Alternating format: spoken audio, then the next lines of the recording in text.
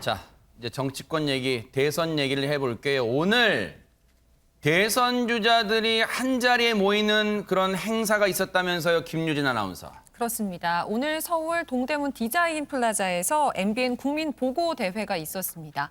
이 자리에 여야 대표들과 대선 주자들이 모두 모였다고 하는데요. 그 현장 분위기 영상으로 전해드리겠습니다. 이제 교통지옥은 옛말이 될지도 모르겠습니다. 앱을 통해서 자율주행 드론을 예약하고 도심 속 공항에서 이동하는 시대가 곧 다가올 전망인데요. 드론을 이용한 도심형 항공교통인 UAM은 2025년 상용화를 앞두고 있고 자율주행이나 스마트 물류 등과 같은 미래 모빌리티가 눈앞에 성큼 다가왔습니다. 스마트 모빌리티 기술이 만드는 미래 혁명을 집중 조망한 오늘 보고대회는 이재명 더불어민주당 대선 후보, 윤석열 국민의힘 대선 후보를 비롯해 심상정 후보, 안철수 후보, 또 김동연 후보 등 유력 대선 후보가 참석해서 축사를 했습니다.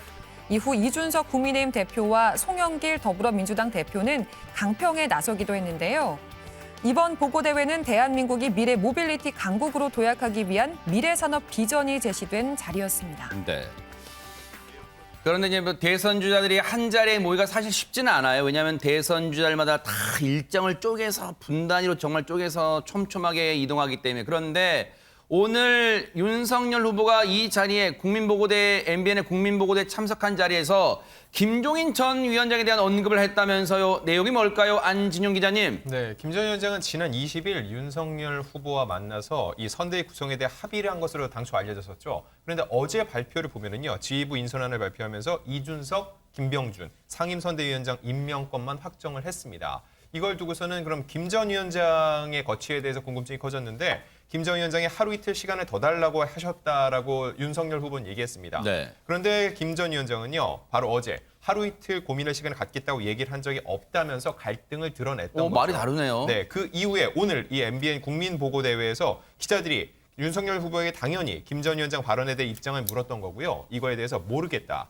그 양반 말씀하는 건 나에게 묻지 마라고 다소 예민한 반응을 보이기도 했습니다. 네. 그럼 김 전 위원장의 입장은 어떤지 또 궁금하실 텐데 오늘 오전 광화문 인근에서 기자들과 만났는데 나는 더 이상 정치 문제에 대해서 이야기하고 싶지 않다면서 오늘부터 내 일상으로 회귀하겠다고 언급했습니다. 이게요, 여러분도 그런 느낌 받으시겠지만 사람이 입에서 나오는 단어 같은 거 있잖아요. 그런데 특히 정치인의 입에서 나온 단어는 하나하나가 예사롭지 않잖아요. 조금 전에 들으셨죠? 기자들이 김종인 전 비대위원장의 발언에 대한 그 입장을 물으니까 윤석열 후보가 뭐라고 답을 합니까? 모르겠다. 근데 그 다음 말요. 그 양반 말씀하는 건 나한테 묻지 마세요. 권상희 평론가님, 이거는 뭔가 답의 감정이 좀 실린 표현입니까? 아니면 제가 과민 반응하는 겁니까? 전 비대위원장도 아니고 나중에 이제 김 박사님이란 말은 오늘 인터뷰 내용을 보니까 한 매체하고 인터뷰한 내용을 보니까 김 박사님이라는 호칭을 쓰긴 했는데 호칭은 상당히 민감하긴 해요.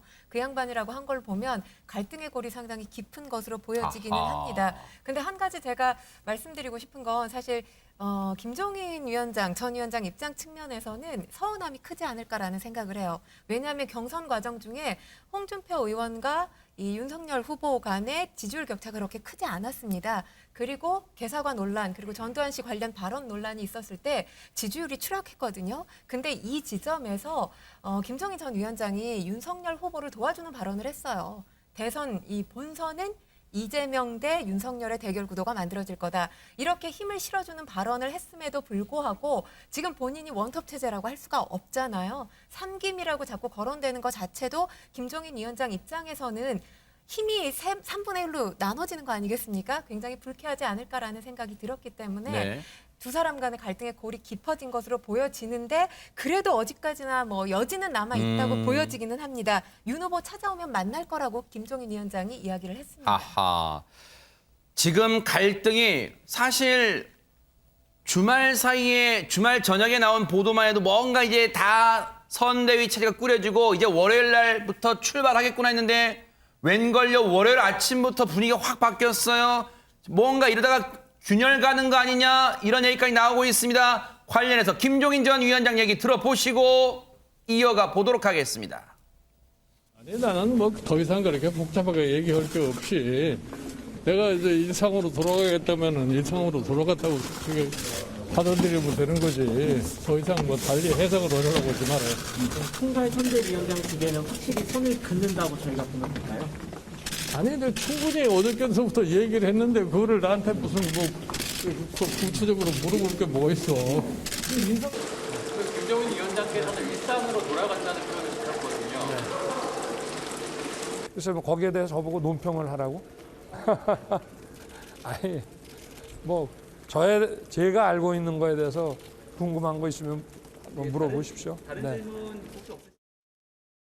아니 최진봉 교수님 예. 그렇게 생각하고 봐서 그런지 몰라도 지금 김종인 전 위원장은 기자들의 질문에 답을 하면서 뭔가 지금 마음에 뭔가 있어요. 응어리가 있어요. 지금 말투도 그렇고. 근데 지금 윤석열 후보는 오히려 좀 여유로운 지금 그런 분위기 같습니다. 네. 그러니까 지금 현재 상황으로 보면 윤석열 후보는 어느 정도 마음을 정한 것 같아요. 제가 볼 때는. 그러니까 윤석열 후보 입장에서는 김종인 전 비대위원장이 안 와도 우리끼리 잘할 수 있어. 어허. 이런 생각을 어느 정도 하고 있다고 저는 보거든요. 어허. 안 그러면 저렇게 반응하지 않아요. 어. 지금 아까 들었던 말도 그렇고 방금 전에 들은 싱크도 그렇고 그전에 했던 말들도 돌아보면요. 그분한테 물어봐라. 뭐 내가 나는 모른다. 이런 어허. 식이잖아요. 네. 근데 만약에 상대방을 모셔오려는 노력을 한다고 하면 저렇게 발언하지 않죠. 아. 내가 뭐 더 찾아보겠다. 아니 제가 알기로는 그게 아닌 걸로 알고 있다. 이런 식으로 어느 정도 좀 좋게 마무리하려고 하지. 내가 아는 것만 물어봐라. 왜 나한테 그걸 물어보냐는 식이라고 하면 소통이 안 되고 있다는 거 아닙니까? 소통이 잘 되고 있으면 저렇게 표현할 이유가 없는 거죠. 아니면 소통을 하려는 의지가 있다고 하면 그래도 좋게 마무리할 거예요. 기자들한테 얘기하면 저렇게 아주 직설적으로 얘기하면서 상당히 불쾌함을 표현한 듯한 느낌이라고 저는 들어요. 네. 왜냐하면 본인 입장인 김종인 위원장을 모셔와야 되는 상황이잖아요. 근데 몸은 누가 달아있냐? 김종인 위원장이 달아있는 거예요, 지금. 아하. 이유는 윤석열 후보 입장에서는 일단 결정권은 윤석열 후보가 갖고 있는 거예요. 네. 후보가 결정권이 있어요. 아하. 김종인 전 비대위원장은 얘기를 하셔도 본인의 결정권은 없어요, 사실은. 그러니까 김종인 전 비대위원장 가고 싶은 마음이 있는 것 같은데 본인의 요구사항이 들어지지 않으니까 자꾸 이제 그런 부분을 표현하시는 방식이 저런 표현. 만났다고 하는 것도 안 만났다 그러죠. 나한테 그런 얘기 한 적 없다고 얘기하죠. 그러니까 전혀 이쪽에서는 만났다 그러고 얘기했다고 그러는데 김종인 전 비대위원장 아니라고 그래요. 계속 부인하고 있거든요. 그 말은 결국 인정을 안 하는 거예요, 상대방의 아하. 표현을. 그런데 윤석열 후보 측의 태도가 조금씩 바뀌면 좀 더 강경한 입장으로 바뀌고 있어요, 지금. 그러니까 예전에는 가능한 한 모셔오려고 노력하는 부분이 좀 있었지만 지금은 약간 거리를 두는 모습이거든요. 아하. 그래서 일부에서 정치 이제 분석하는 분들이 말씀하시는 걸 들어보면 네. 저도 뭐 거기에 좀 가까운데 물론 완전히 다쳤다고 얘기할 수는 없지만 윤석열 후보 입장에서는 내가 이제 뭐 이렇게까지 했는데 그리고 이미 김병준 전 비대위원장하고 김한길 두 분은 이미 정했어요. 그걸 아하. 바꿀 수는 없어요, 네. 지금. 그런 상황에서 이분은 어쨌든 상수가 된 상황에서 김종인 전 비대위원장이 받아들이고 들어와야 되거든요. 그런 부분에 있어서 물러서려고 하는 의지가 그렇게 많지는 않아 보인다. 네. 뭐 아쉬우면 들어오세요라고 하는 입장인지 안 나는 생각이 제 개인적인 판단입니다. 네. 그런가 하면 조금 전에 그 그래픽에 나왔던 그 인물 중에 박성배 변호사님, 김종인 전 비대위원장이 저기 아래에서 두 번째 칸에 있는 왼쪽에 있는 인물 만나서 뭔가 불만을 표출했다면서요. 한 매체에 따르면 김 전 위원장 어제 최고위전에 국민의힘 이준석 대표 아침 회동을 가졌는데 이 자리에서 선대위 구성과 관련해 경로했다고 합니다. 아하. 즉 윤 후보가 김병준, 김한길 등 인사를 영입한 후에 일방적 인선, 이른바 패싱 인사를 한다면서 불만을 표출한 것으로 전해지고 있는데 네. 특히 김 전 위원장 시간이 더 필요하다면서 윤 후보의 전화도 받지 않은 것으로 알려지고 있습니다. 지금 기싸움 그 정도도 넘은 것 같아요. 상당히 지금 살얼음판 걷는 것 같아요. 두 사람의 신경전이. 관련 얘기 마저 들어보시고 이어가 보도록 하겠습니다. 윤석열 후보가 연락을 취하신 건 없나요? 난 전혀 난 어저께 이후로 연락한 적이 없어요. 윤 후보가 만약에 찾아온다면 만나실 생각이 있으신가요? 만나는 거야 뭐 찾아오면 만나는 거지. 그걸 뭐 거부할 이유가 없잖아. 위원장님 의중을 조금 당내나 후보에게도 전달을 하셨을까요? 혹시 만나실 계획이 있으십니까? 생각할 그 시간을 갖겠다고 하셨으니까. 기다리신다고 하셨는데 먼저 연락을 취하거나 찾아가실 생각은 없으신 건가요? 아니 생각을 해보시겠다고 했으니까 기다리고 있는 것이 맞는 거 아니에요?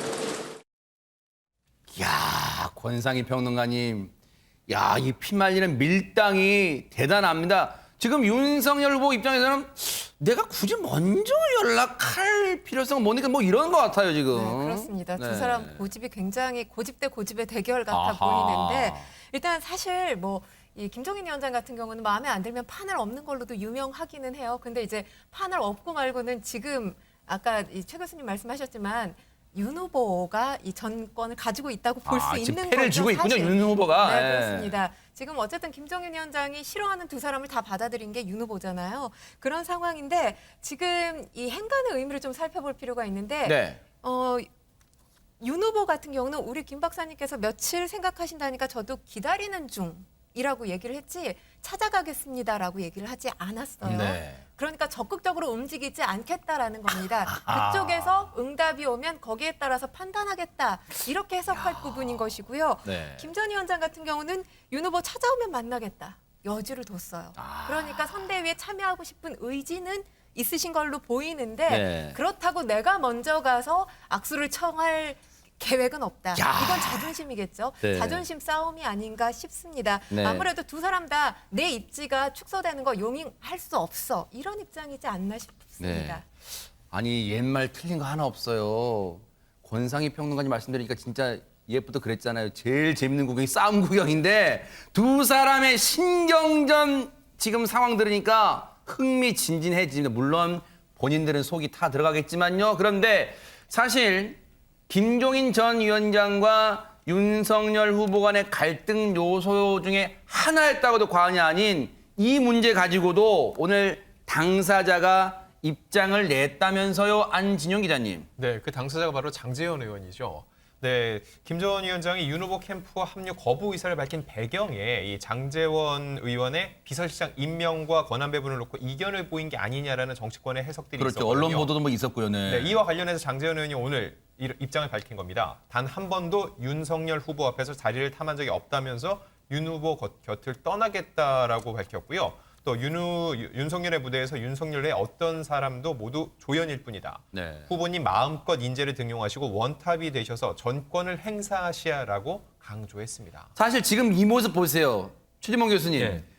저 서초동 사랑의 교회에 엊그제 이제 주일날 갔단 말이에요. 저 모습 또 옆에 예배 나란히 또 앉아가지고 장제원 의원이 또 아멘 하는 걸 보고 야, 이거 비서실장 또 기용하는 거 아니냐. 더 그런 추측이 남아있단 말이에요. 그렇죠. 그럴 네. 수밖에 없어요. 그래서 더 사실은 이제 김종인 전 비대위원장이 더 화가 난 부분이 있어요. 그러니까 장제원 의원도 하나의 원인이긴 분명해요. 그러니까 김종인 전 비대위원장이 반대했던 캠프 인사로 들어오는 걸 반대했던 분 중에 장제원 의원이 분명히 있습니다. 그래서 그 이제 지난 주일날이었죠. 그 예배에 가서 함께 있었던 모습 보고 김종인 전 비대위원장이 막 상당히 불쾌했다 이런 얘기가 있어요. 그래요. 근데 이제 그것만이 전부는 아니야. 그러겠죠. 아까 말씀드린 네. 상김이라고 표현되어지는 소위 김병준 전 비대위원장 상임 선대위원장을 했거든요. 상임을 왜 붙이냐?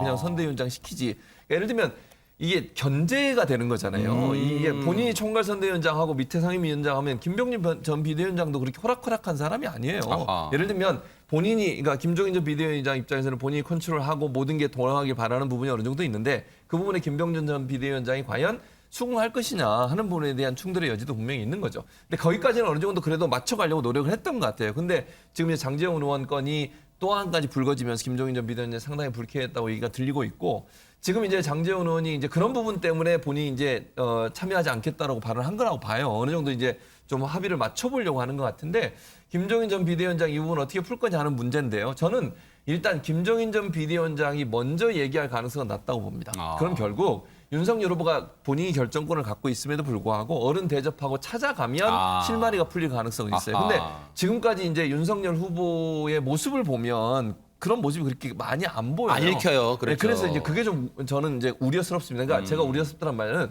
두 분의 합의를 이끌어내는데 누군가 한 명은 조금 숙이고 들어가는 모습이 있어야 되는데 과연 윤석열 후보가 그럴 수 있을까? 물론 뭐 대의를 위해서 그렇게 할 수는 있다고 보는데 저는 이제 윤석열 후보나 캠프 입장에서는 제가 그냥 개인적인 이건 판단입니다. 지지율이 그래서 어느 정도 나오잖아요. 물론 이제 최근의 지지율을 보면 아주 접전입니다. 초접전인데 네. 그전에는 상당히 앞서갔거든요. 네. 그 지지율 때문에 우리가 이렇게 해도 될 수 있지 네. 않을까 하는 생각이 좀 많이 들어가 있는 부분이 아니었나 하는 생각도 개인적으로 합니다.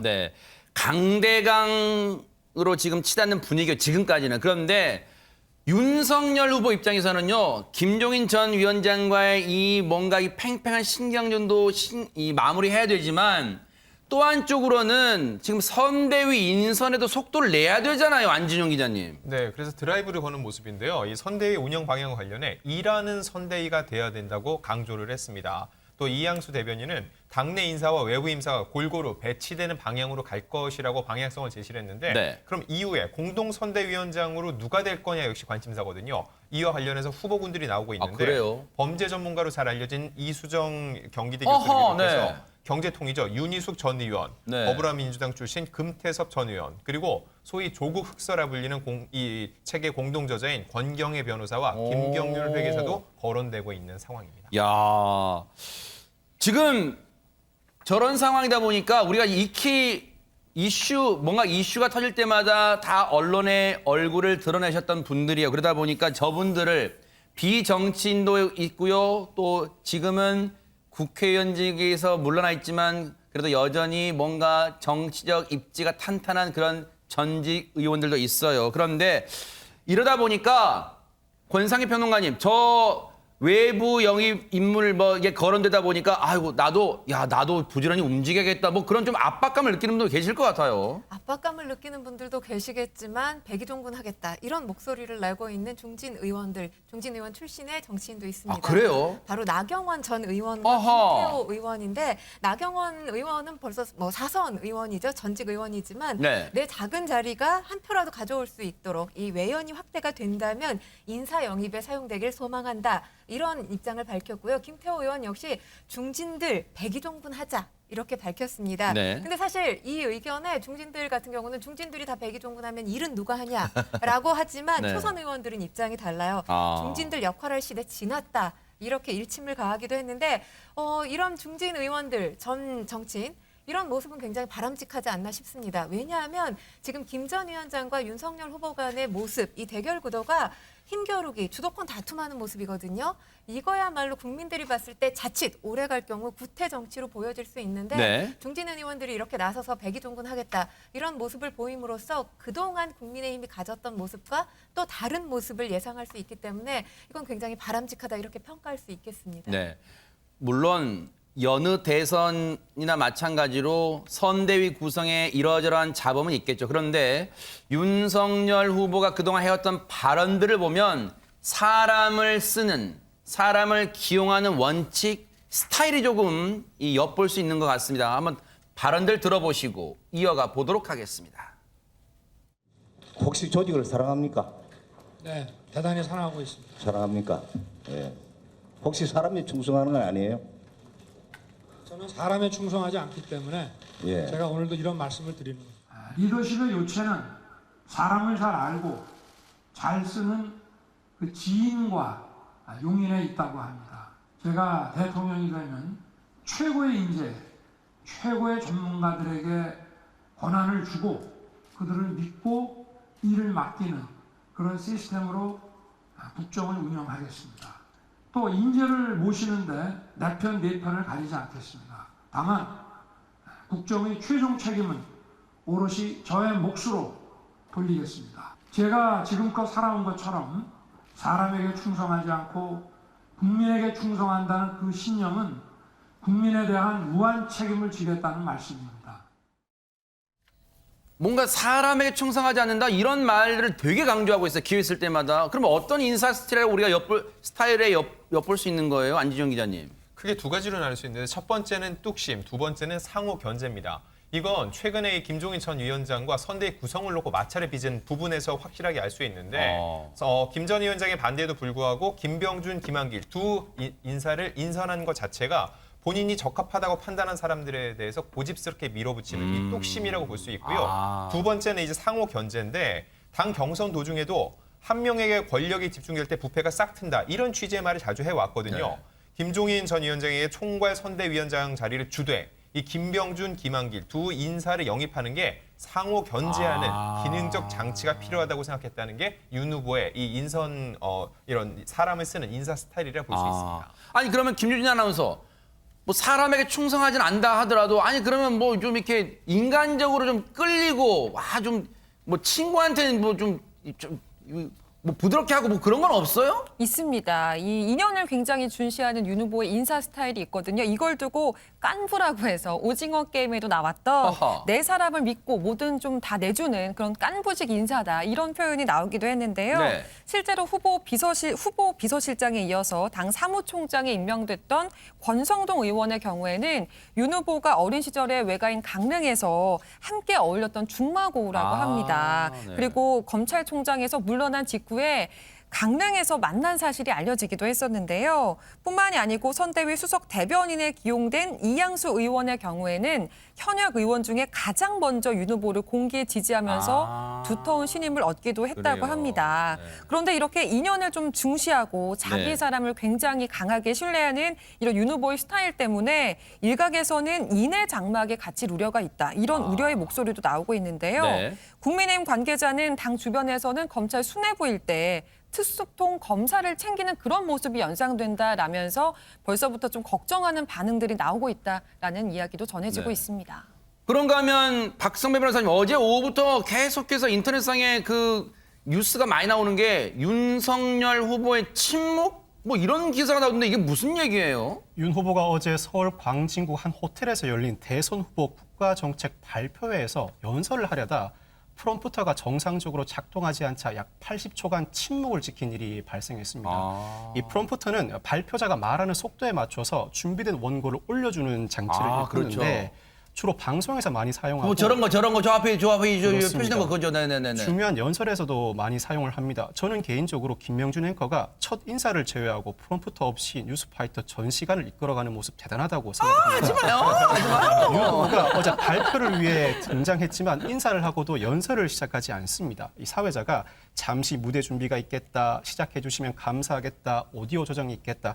사실상 여러 차례 시작을 독촉했음에도 불구하고 긴 시간 침묵을 지키다 프롬프터가 정상 작동한 뒤에야 연설을 시작한 것입니다. 야, 사실은 여러분 방송에서는 3초만 이 침묵이어도 방송 사고라고 그럽니다. 근데 80초 대박 사건이잖아요. 그런데 기술적 문제 탓에 윤석열 후보가 80초간 인사말을 하지 못하고 침묵이 이어졌어요. 그런데 이걸 두고 여야 간 공방이 오갑니다. 관련 얘기 들어보시고 이어가 보도록 하겠습니다.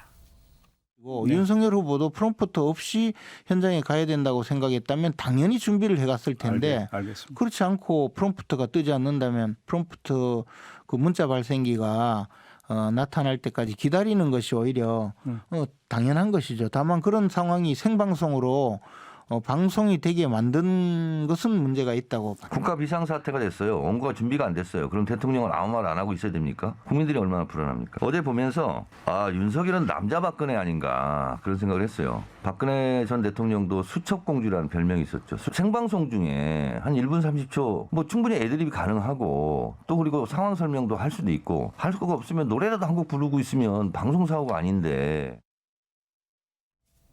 80초 비상 상황이다. 그렇다면 노래라도 해야 되는 거 아니냐? 정청래 의원의 얘기 어떻게 보십니까? 일단 저는 이렇게 생각해요. 대선 후보라고 하면 본인이 어쨌든 그 대선 후보로서 앞으로 정책을 어떻게 하겠다, 비전은 뭐다 이런 부분들은 생각을 갖고 있지 않겠어요?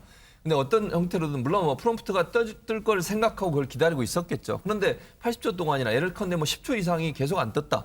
그럼 뭔가 얘기를 해야 된다고 저는 봐요. 그게 왜냐면 국민들이 볼 때 저 방송을 다 보고 있잖아요, 국민들이. 근데 대선 후보가 나와서 아무 얘기도 안 하고 프롬프트 뜰 때까지 계속 있었다? 저분은 그러면 프롬프트 없으면 아예 연설을 못 하시는 건가? 이런 생각이 들 수 있지 않겠어요? 그러니까 뭔가 예를 들면 평소에 생각했던 말이라도 또는 평소에 뭐 지금 프롬프트가 준비가 안 돼 있어서 제가 기다리고 있습니다라든지 뭐 그런 임기응변의 모습을 보여주는 게 저는 필요하다고 생각해요. 그 대선 후보쯤 되면 본인이 갖고 있는 정책적인 어떤 비전이 있지 않겠어요? 이제 그런 부분들을 설명하는 자리니 자연스럽게 그렇게 넘어가도 될 뻔했는데 그런 부분들을 전혀 얘기하지 않고 프롬프트가 올라올 때까지 기다렸다고 하는 것은 상당히 국민들 볼 때는 야, 이게 준비 안 된 후보가 아니냐 이런 생각이 들 수 있고 또 하나는 진행자가 2번이나 시작해 주시죠라고 얘기를 해요. 근데 그럼에도 불구하고 아무런 말씀을 안 하시거든요. 이제 그런 부분들이 본인은 뭐 프롬프트 준비 안 됐기 때문에 그렇다. 물론 뭐 방송국이 제대로 준비 안 해줘서 그게 문제다 이렇게 얘기할 수도 있겠죠. 다만 중요한 건 그런 모습이 국민들한테 어떻게 비춰질까를 본인은 생각하셔야 한다고 저는 봅니다. 원고를 띄워주는 기계가 정상 작동할 때까지 침묵을 이어갔던 윤석열 후보. 나름 뭔가 이유가 있었을 거예요. 그 이유를 좀 추정해 볼 수 있는 과거 발언 좀 들어보시고 이어가 보도록 하겠습니다. 아이고, 찾아뵈야 되네. 주방 돌아다닌다고. 제가 자꾸 실언을 한다고 그래서 우리 이렇게 말씀드릴 자료를 써왔는데 그래도 우리 김종인 박사님에 관한 얘기니까 제가 뭐 실언을 좀 해도 뭐 상관없지 않겠나 싶어서 그냥 말씀을 드리겠습니다. 사실 저 장면 보니까 권상희 평론가님 진짜 한때는 윤석열 후보가 막말로 시쳇말로 1인 1실언 뭐 그런 말 나올 정도로 실언 많았어요. 네, 그렇습니다. 말 실수가 상당히 많았죠. 그러면서 논란이 상당히 커지기도 했는데 사실 윤석열 후보 뭐 이젠 대선 후보가 됐기 때문에 정치 신인이라는 말은 쓸 수 없지만 그래도 현실은 정치 신인인 건 사실이에요. 그렇기 때문에 정치적인 언어에 대해서 아직까지 익숙치 않은 모습을 보이기는 했습니다. 그래서 경선 이후에 이 원고를 읽는다 이런 평가도 많았었죠. 아무래도 이 말 실수를 줄이기 위한 본인의 노력이었을 것 같아 보이는데 어쨌거나 이 지금 2분 가까이 침묵이 이어지면서 여기에도 이제 옹호와 비판의 목소리가 있습니다. 임기응변 부족하다는 이야기도 나오고 또 네. 대통령이 될 사람인데 프롬프터 없다고 입도 뻥끗 못하면 어떡하느냐. 그리고 최소한 날씨 얘기라도 했어야지. 이런 의견이 있냐 네. 하면 또 이제 프로 방송인이 아닌데 프롬프터가 잘못된 거 아니냐. 프롬프터 쪽으로 이제 잘못에 대한 원인 제공이다. 이렇게 하는 목소리도 있고 네. 생방송 중 실언하는 것보다 침묵이 낫다. 이런 반응도 있기는 한데 네. 저는 말실수 줄이는 건 당연하다고 생각하고 필터링을 거쳐서 이야기하는 건 당연하다고 생각하는데 혹시 말실수 때문에 말에 대해서 과도한 긴장감, 과잉 조심하는 건 아닌지 그 부분 우려스럽습니다. 그러네. 정말 그것도 중요한 얘기네요. 왜냐하면 앞서도 말씀하셨지만 국민들은 대선 후보의 생각과 말을 듣고 싶은 거기 때문이에요. 그런가 하면 오늘 조간 제목을 보니까요. 최재봉 교수님. 예. 싸움 딱 이재명이 달라졌다 이런 제목이 보여요. 이게 무슨 얘기일까요? 이재명 후보의 옛날 모습은 사이다 발언, 또 강한 이미지 이런 부분이 좀 있잖아요. 그러니까 저돌적으로 일을 추진하고 처리하는 모습. 이런 모습이 좋게 보일 수도 있지만 또 한편으로 보면 너무 우려스럽다 이런 생각을 하는 분도 계세요. 그러니까 이제 좀 부드러운 이미지로 바꾸는 사실 제가 이제 개인적으로 이재명 후보한테 물어보기도 했는데 머리 색깔 염색을 하시잖아요. 지금. 네. 왜 그렇게 염색한 줄 아세요? 아, 이게 염색한 거예요? 염색한 하얗게 한 게? 거예요. 네. 원래 염색한 거예요. 자연색으로 된 게 아니라? 그게 네네. 아니고 왜냐하면 부드럽게 보이려고 그런 이미지 변신을 시도를 하고 있어요. 왜냐하면 사실은 너무 강하게 보이면 국민들 입장에서는 좀 거부감이 생겨요. 물론 네. 일을 열심히 추진력 있게 하는 것과 또 이미지 자체가 너무 강한 것은 두 개가 함께 갈 때는 상당히 좀 반대적으로 부작용이 일어날 가능성이 있거든요. 그러다 보니까 네. 조금 부드럽게 본인의 이미지를 바꾸는 모습들을 많이 보여줬습니다. 예를 네. 들면 물론 저는 이제 눈물을 4번 흘린 거는 일부러 연출했다고 보진 않아요. 저거는 그 시장에 가서 그 한 80세, 90세 되시는 할머님께서 장사하시면서 우리 없는 사람 좀 도와달라 이런 얘기 하니까 본인의 어머니가 생각나서 울었다고 얘기하거든요. 이제 그런 부분들. 그래서 눈물을 4번이나 보인 부분, 이런 부분도 사실은 국민들한테는 감정적인 부분으로 많은 부분 어필이 되는 부분이라는 생각이 들고요. 네. 조금 유연한 리더라고 하는 부분을 보여주려고 하는 것 같아요. 그래서 네. 그런 부분은 저는 전략적으로 대선 후보가 이미지 관리를 해서 그렇게 일정 부분 변화를 가져가는 건 좋다고 생각합니다. 왜냐하면 국민들은 정말 유연하고 그다음에 부드럽고 그다음에 국민들을 안을 수 있는 그런 후보를 좋아하는 면도 분명히 있거든요. 네. 그래서 일의 측면에 있어서는 강한 모습, 적극적으로 일을 실현하는 모습을 보여주지만 이미지상으로는 좀 부드러운 모습 함께 가야 하는 그런 부분들이 결국은 이제 조금씩 변화를 시도하는 이재명 후보의 어떤 전략이 아닌가 하는 생각이 듭니다. 언론들도 포착하는 그 달라진 이재명 후보 얘기 정말 직접 볼까요? 직접 보시고 이어가 보도록 하겠습니다.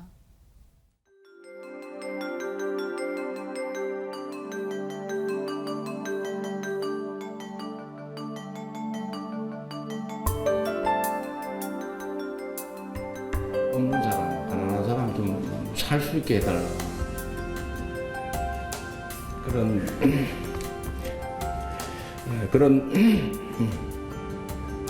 그런 분들의 그 눈물을 제가 정말로 가슴으로 받아 안고 살아가고 있는지 이재명 다음이 어디 갔냐?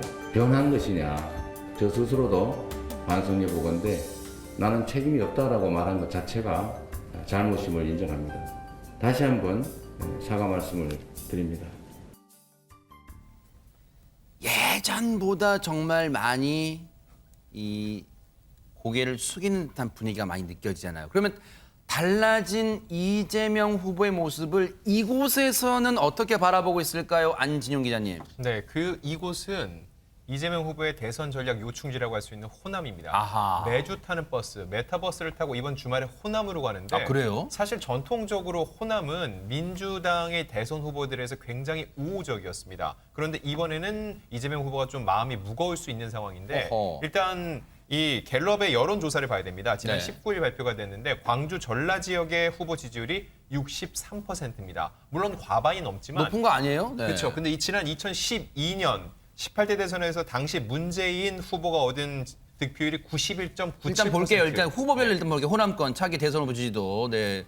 이 11월 12, 13 그리고 갤럽은 16, 18, 리얼미터 YTN은 11월 8, 9 조사된 건데 안지용 기자님, 지금 파란색은 이재명 후보잖아요. 네네. 그렇죠. 네. 어떻습니까? 지금 이 지지율 격차가 호남에서는. 지금 가운데 이제 한국 갤럽을 토대로 말씀을 드리면요. 63%가 나와 있죠. 네. 근데 2012년 당시 문재인 후보가 얻은 광주 지역 득표율이 91.97%입니다. 91.요? 네, 그거에 크게 못 미치고 있는데요. 와. 또 마찬가지로 윤석열 후보의 지지율이 11%였죠.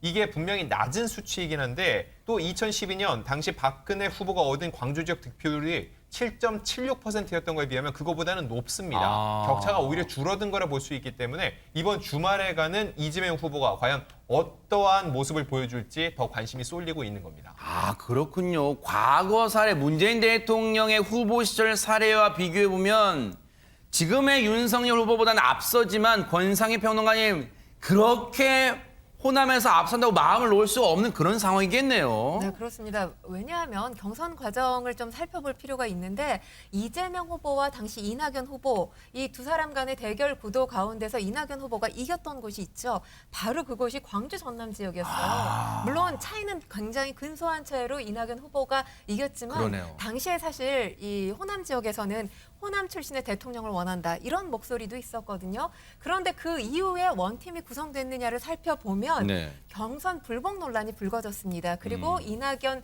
전 대표가 이 선대위에서 상임 고문을 맡긴 했지만 사실 우리가 어떤 뭐 조직에서 고문이라는 역할이 그렇게 큰 역할은 아니에요. 상징성만 있을 그렇죠. 뿐이지. 지금도 상징적인 인물이기는 하지만 그 상징성을 이낙연 전 대표가 드러내지는 않고 있는 상황입니다. 그렇기 때문에 이낙연 전 대표의 도움 없이는 이재명 후보가 혼자 힘만으로 호남 민심을 얻기가 조금은 힘들지 않을까 이렇게 예상해 봅니다. 아니 그러면 이낙연 역할론이 지금 절실한데 이재명 후보 입장에서는요. 박성배 변호사님. 근데 이낙연 전 대표 잘 안 보이잖아요. 요즘. 사실 경선 과정에서 두 사람 참 치열하게 싸웠습니다. 명락 대전이라고까지 불렸고 그렇죠. 이러다 경선 이후에 원팀이 될 수 있을까 주변의 우려도 상당히 많았습니다.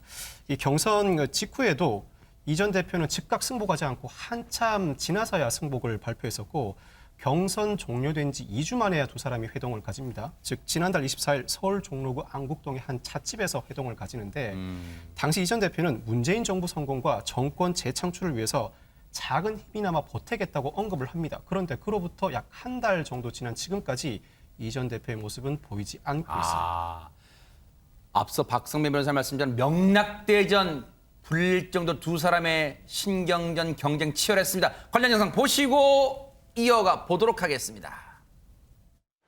본인의 선거법 재판 3년에 걸쳐서 계속됐고요. 30명의 호화 변호인단이 도왔던 것으로 알고 있습니다. 그런데 그 수임료가 무료도 있었다는 것이 보도가 돼서 좀 걱정이 됩니다. 캠프에 따르면 그 수임료는 이재명 후보 사비로 1억 원 안 되는 돈을 썼다 이렇게 돼 있는데 그게 맞습니까? 제 개인 사생활에 관한 것이어서 구체적으로 말씀드리는 것은 적절치 않는 것 같습니다. 아니, 그건 사비라면 본인이 아실 거고 확인해 주시는 게 좋을 것 같은데요? 글쎄 지금 뭐 당장 구체적 금액을 제가 계산하기는 어려운데요. 1심, 2심, 3심이어서 꽤 많이 들어갔습니다. 예, 확인을 거부하시는 것으로 받아들이겠습니다. 민주당 승리의 역사 한 장 한 장에는 역대 당원 동지들의 피와 땀과 눈물이 배어 있습니다. 그들의 환희와 희망 또한 녹아 있습니다. 우리는 그 자랑스러운 역사를 계승하고 발전시켜야 합니다. 민주당에는 민주당만의 내부 문화가 있습니다. 경쟁할 때 경쟁해도 하나 될 때는 하나 됐습니다.